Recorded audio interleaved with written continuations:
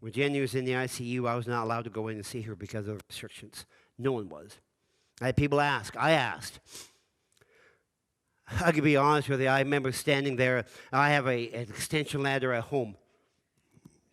You probably know where I'm going with this if you know who I am. So where that garden is there, the emergency there, I knew she was up back behind under this canopy. I remember standing there looking for cameras. I'm dead serious. And thinking, okay, if I did this at nighttime, again, do daytime, I'll bring my ladder down, pull up quickly, go to the next, and then you go up to the next level as well. I'm thinking, I could do that. But then I'll probably get arrested. I wasn't allowed to go and see her, no one was. I wanted to hold her hand and tell her and let her know that I'm there and that she was going to get through this, but I couldn't due to restrictions. So I asked the Lord to do it for me. You may not be able to be near the loved one you're praying for. They may be thousands of miles away.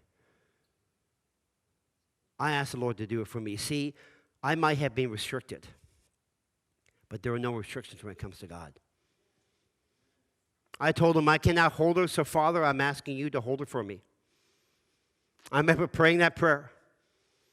We need to understand this. We need to say this. Let the foundations of my life, though the foundations of my life be shaken, though 10,000 devils encircle me, though I come to the Lord's house exhausted and plodding through the very swamp of temptation and sin, my heart is still lifted up, and my voice should be lifted up by the thought of God's eternal love for me in Christ.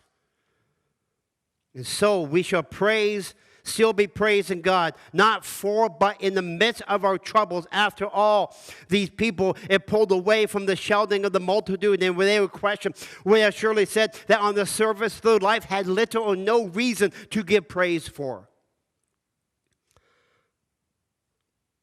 Not even to throw the jacket down the ground. There was still the Roman occupation. The poverty, the taxes, the Pharisees, the tragedies that all fall upon them and also upon us. But they praised him for what they had seen and heard. You need to understand the necessity of praise. The Pharisees in Luke 19:35 urged Jesus to stop this carrying on. Let's put the Pharisees in the best possible light, since they usually take quite a beating from us.